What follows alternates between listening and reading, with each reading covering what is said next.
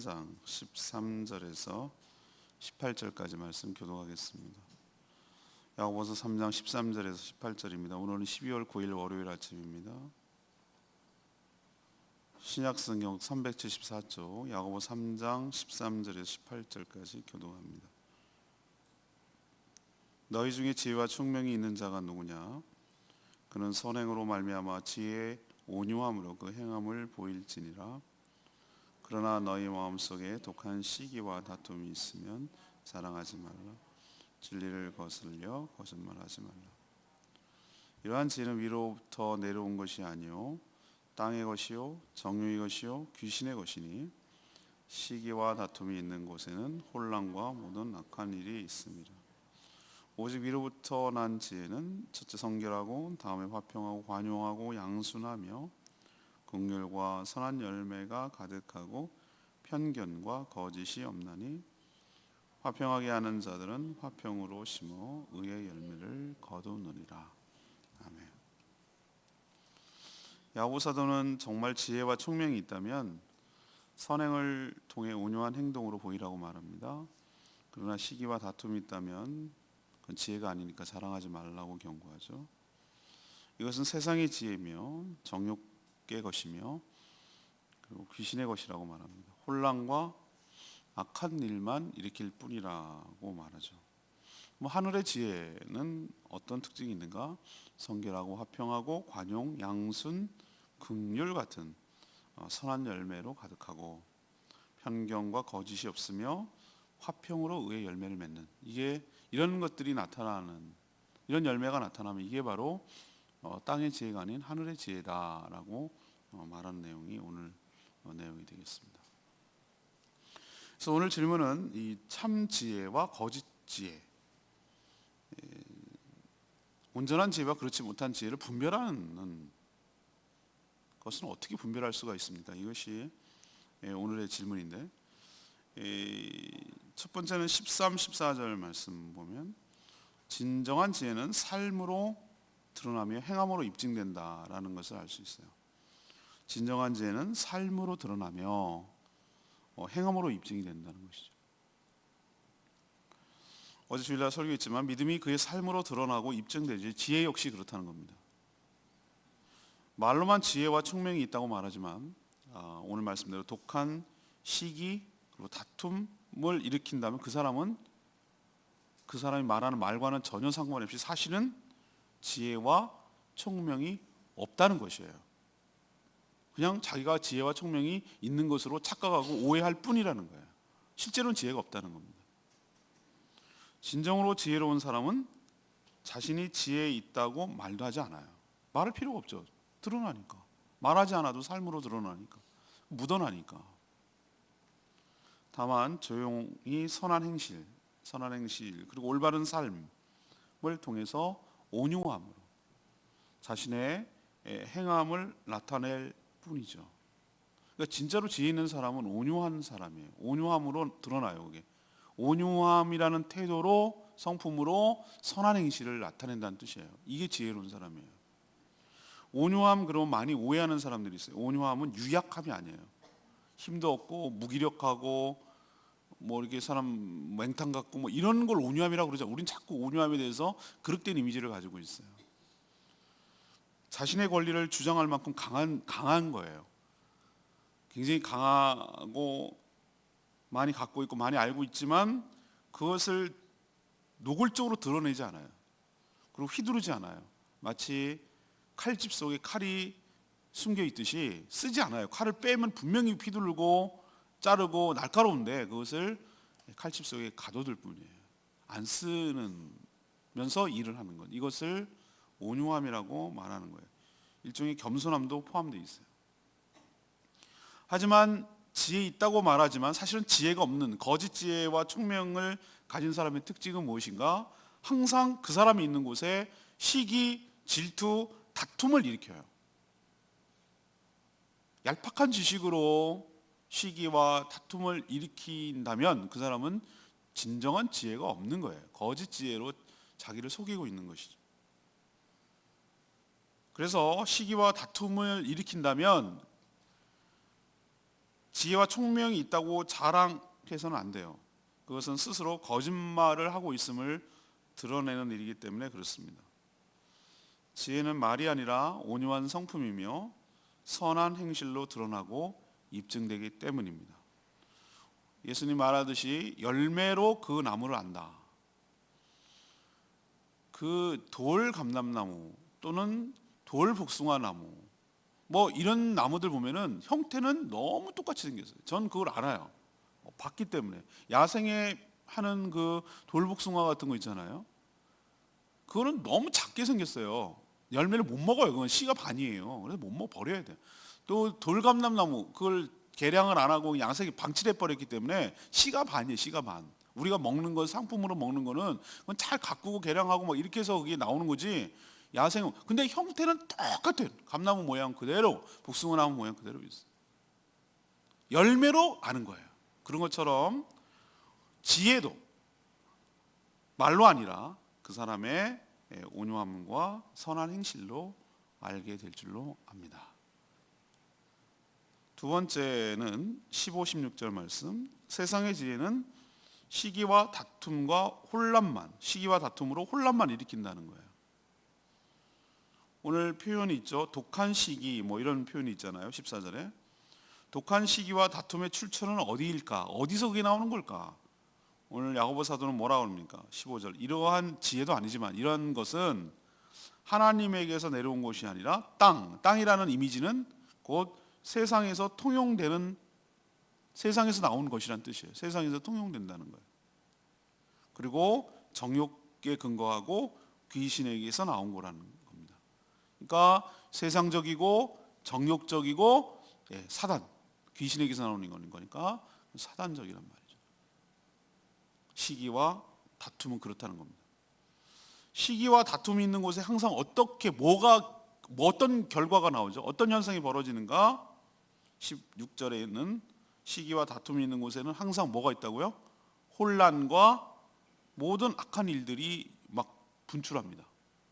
혼란과 모든 악한 일들이 분출하는 곳이 그 원인이 시기와 다툼 때문이고, 그 시기와 다툼은 하나님께로 온 것이 아니라 세상적이고 정욕적이고 마귀적이라는 거예요.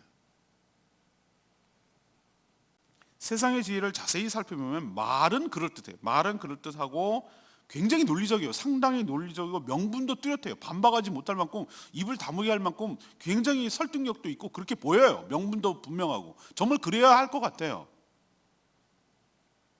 그렇지만 그 깊은 동기를 파고 들어가면 그 동기는, 그 시작은, 그 이유는 자신의 욕심을 채우려는 데 있기 때문에 항상 다툼이 일어날 수밖에 없어요. 또 남이 잘 되는 꼴을 못 보기 때문에 시기하고 질투가 일어나는 것이에요. 자신이 모두 차지하고 또는 더 많이 차지하려고, 더 좋은 것을 차지하려다 보니까 뭐가 일어나죠? 다툼이 생기는 거예요. 왜 다툼이 일어나겠습니까? 자기 거 빼앗기지 않고 더 많이 차지하고 이런 것 때문에 다툼이 일어나잖아요. 그래서 어떤 공동체건 또는 어떤 일이건 혼란과 악한 일이 일어날 때, 그 배후에는, 그 안에는 뭐가 있다는 거죠? 시기와 다툼이 판을 치고 있다라는 것이 자명합니다. 오늘 야고보 사도의 논리에 의하면. 고린도 교회가 어땠습니까? 고린도서 1장에 보면은 언변도 뛰어나고 각종 은사도 많고 제 이름에 대한 확신도 있고 너무 훌륭한 교회예요. 그런 교회 없어요. 근데 3장에 가면 뭐라 합니까? 너희들이 어린아이 같이 내가 대할 수밖에 없다. 왜 어린아이 같냐? 너희 안에 시기와 다툼이 있도다. 이런 얘기 하잖아요. 사도 바울이 고린도 교회를 향해서. 아, 그렇구나. 저 사람이 미숙하지 않다라는 것을 어떻게 아는가? 성숙하고 성숙하지 않다는 걸 어떻게 아는가? 그 사람 앞에 있는 앞에 오늘 말씀과도 연결됩니다만, 시기와 다툼이 일으키는 사람, 늘 말로 싸우려고 하는 사람, 싸움닭처럼 덤비는 사람, 따지는 사람, 그죠? 이런 사람은 그 안에 내면에 뭐가 있냐면 일단 정서적으로 안정이 되지 않고 지혜 있는 것 같으나 사실은 지혜가 없는 사람이고, 그 깊은 동기 내면에 깊이 이렇게 파고 들어가면은 뭐가 있는가? 출처가 세상적이고 정욕적이고 마귀적인 것에서 나오는 것이니 자기 욕망을 채우고 남이 잘 되는 것을 축복하지 못하고 시기하고 질투하고 배아파하고 공동체가 어떻게 되든 말든 내가 더 돋보이고 내가 이익을 챙기면 더 중요하기 때문에 내 이익이 훨씬 더 중요한 내 명예와 내 위신과 내 체면과 내 이익이 훨씬 더 중요하기 때문에 그래서 다툼을 일으키는 거거든요. 그게 미숙하다는 증거거든요. 그래서 우리는 오늘도 말씀과 연결지으면 진짜 지혜가 있다라고 말하는 사람은 시기와 다툼을 일으키지 아니하고 온유함으로 어떤 일을 해결하려고 하는 사람입니다. 거꾸로 시기와 다툼을 계속 일으키는 사람이라면 이것은 진정한 지혜가 없는 것이고 그 깊은 동기가 무엇인지를 봐야 되고 또 어디로부터 영향을 받았는지를 자세하게 살펴봐야 될 줄로 압니다. 자, 그럼 반대로 오늘 마지막 세 번째인데 17, 18절 보면 하늘의 지혜는 어떤가? 선한 열매로 가득하고 그걸 또 거둔다는 거예요. 이게 대조가 지금 시키고 있어요. 지금 야고보 사도가 이 대조시키고 있어요. 땅의 지혜와 땅의 출처, 사단적인 마귀적인 것과 하나님께로부터 내려온 것을 이게 서로 대조함으로 우리가 분별할 수 있도록 어떤 것이 진정한 지혜인지를 분별할 수 있도록 지금 얘기를 하고 있는데 그러면은 세상의 지혜가 시기와 다툼이라면 하늘의 지혜는 뭐냐 이거죠. 오늘 그게 17, 18절에 쭉 설명되어 있어요. 첫 번째는 성결, 핵심 단어가 이겁니다. 성결, 그 다음에 화평, 그리고 진실에 있어요. 욕망 때문에 더러움으로 가득 찼다면 당연히 거룩하지 못하죠. 성결과는 거리가 멀죠. 하늘의 지혜는 화평을 추구합니다. 아까랑 대조되죠. 화평이 뭡니까? 시기와 다툼과 정반대 대척점이 있는 것이잖아요. 이게 바로 하늘의 지혜죠. 시기와 다툼으로 혼란과 온갖 악을 뿜어내는 세상의 지혜와는 차이가 나는 것이고 여기서 반대에 있다는 것을 알 수가 있는 것이죠. 다른 사람을 너그럽게 보며 대하죠. 긍휼히 여기죠. 함부로 무례하거나 무례하게 대하지 않죠. 또 다른 사람을 불쌍히 여기죠. 여기 있는 것이 어디랑 많이 연결되어 있습니까? 예, 바로 에베소에서 나오는 그 성령의 9가지, 갈라디아에서 나오는군요. 거기서 나오는 성령의 9가지 열매와 흡사하죠. 느끼십니까? 성령의 9가지 열매, 성품과 흡사합니다. 하늘의 지혜는 곧 성령의 지혜이고 열매이기 때문에 그렇습니다. 같기 때문에. 그래서 17절에 선한 열매가 가득하다라는 표현을 쓰고 있어요. 선한 열매가 가득하다. 그리고 화평, 18절에 화평으로 심어 의의 열매를 거둔다라는 것이죠. 하늘의 지혜는 자기밖에 모르는 이기심과는 거리가 멀어요. 오히려 다른 사람의 유익을 구하고 공동체의 평화를 추구하죠.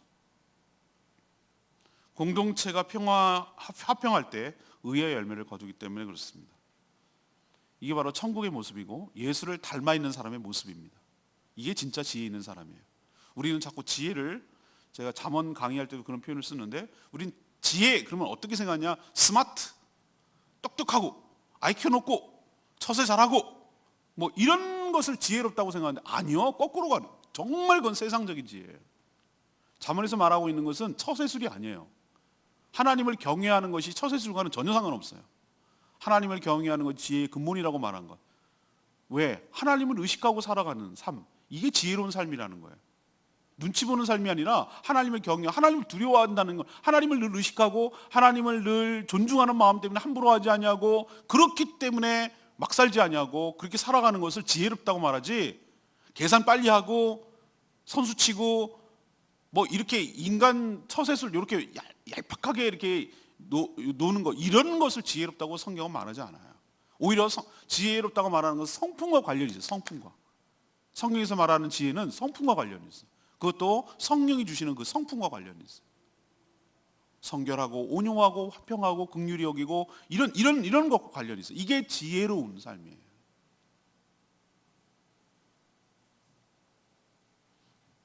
천국을 미리 맛보는 저와 여러분 되기를 원합니다. 이런 성품이 있어서 오늘 레마의 말씀 13절 말씀 시작하는 말씀이죠.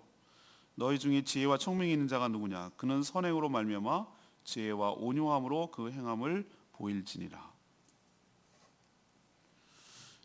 지혜는 자신이 지혜 있다고 말해서 입증되는 게 아니죠. 그죠? 정말 지혜가 있다면 그런 말도 하지 않겠죠? 그렇게 말할 필요도 없는 것이고요. 자신의 올바른 행동으로 삶으로 나타나면 되는 것이죠. 그건 다른 사람이 알게 되는 거죠. 자기가 지혜 있는지도 몰라요. 제가 진짜 고수를 보니까 진짜 고수는 있잖아요. 말을 하지 않아요. 말할 필요도 없는 거예요. 제가 봤어요. 어느 분야든지 고수들은요. 말 안 해요. 빈 수레가 요란해요. 빈 깡통이 요란하고요. 제가 그 공통적으로 느낀 거였어요. 진정한 고수들은 그걸 티낼 필요 없어요. 그 티가 나는 걸 아무 말 안 하고 그냥 조용히 있어도. 진짜 지혜로운 사람은 말하지 않아도 되거든요. 삶으로 나타나거든요. 나중에 깨달아요. 아, 저 사람이 왜 저렇게 했구나. 아, 저게 진짜 한숨인데 정말 저 사람은 나까지 배려를 했구나. 전체를 생각했구나 라는 것을 그 나중에 보면 아는데, 아 맞다, 그 사람이 옳았다 라는 걸 깨닫는데요. 당장은 아닌 것 같아도 진정으로 지혜를 가진 사람은 말이 아닌 삶으로, 그것도 온유함으로 행동합니다. 지혜는 말주변이 좋은 것이 아니라 좋은 성품으로 바르게 사는 것을 말합니다. 말만 앞세우는 사람은 지혜롭지 못한 사람인 것 기억하시고, 오늘 여기 17, 18절에 나오는 그런 성품이 내 가운데 있어서 온유함으로 다른 사람을 대하고 공동체 화평을 추구하는 진정한 지혜로운 사람이 되기를 간절히 소망합니다. 오늘 질문으로 돌아가겠습니다. 진정한 지혜, 참 지혜와 거짓 지혜는 어떻게 분별할 수가 있겠습니까? 이것이 오늘의 질문인데, 13, 14절은 진정한 지혜는 뭘로 나타난다? 아니, 진정한 지혜건 아니건 간에 지혜는 뭘로 결국 나타난다? 삶으로 드러나며 행함으로 입증이 된다. 믿음과 비슷해, 믿음과. 두 번째는 세상의 지혜는 특징이 뭐라고요? 시기, 다툼.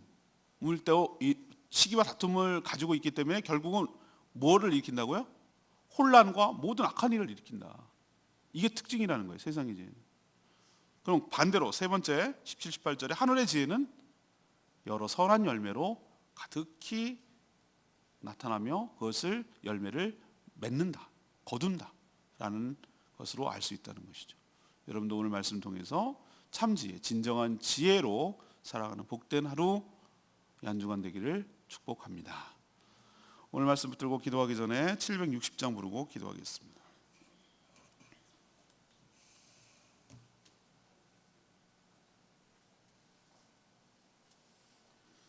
찬양 760장 평안을 너에게 주노라. 네, 그렇습니다. 세상이 줄 수 없는 평안 맞습니다.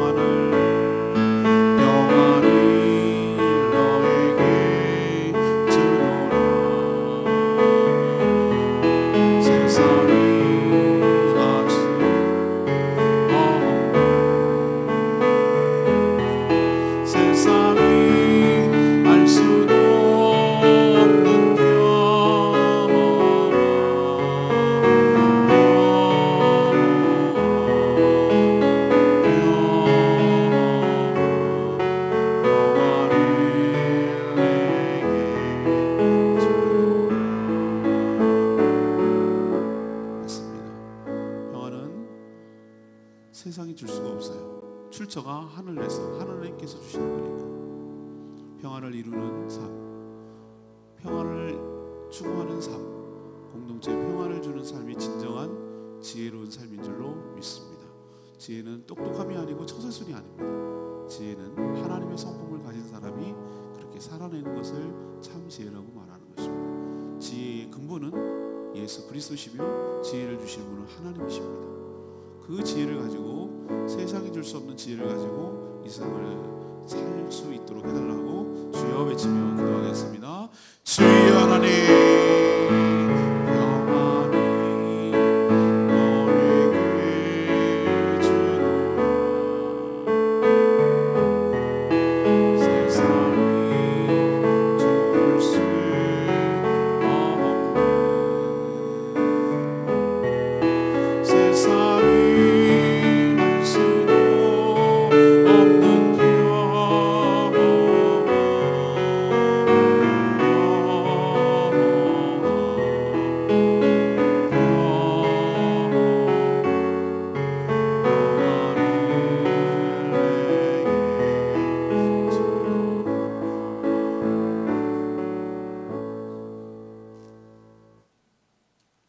하나님, 저희도 말만 앞세우지 않게 하여 주십시오. 선행을 통해 온유함으로 그 지혜로운 행동이 드러나게 하기를 원합니다. 시기와 다툼이 있다면 그건 어떤 포장을 해도 지혜로운 것이 아님을 깨닫게 하여 주시옵소서. 거기에는 반드시 혼란과 온갖 악한 일이 넘쳐날 수밖에 없기 때문입니다. 시기와 다툼은 하늘의 것이 아닌 땅의 것임을 깨닫게 하여 주시옵소서. 그러나 저희들에게 성령께서 주시는 지혜, 곧 성결, 화평, 관용, 양순, 그늘의 선한 열매들을 맺고 살게 하여 주시옵소서. 저희가 속한 공동체가 평화롭도록 화평을 심고 의의 열매를 거두게 하여 주시옵소서. 하늘의 지혜로 이 땅에서 천국을 맛보며 살아가게 하여 주시옵소서. 이 한 주간도 주님의 은혜 가운데 살기를 원합니다. 주님, 저희 삶을 주관하시고 선한 길로 인도하여 주시옵소서.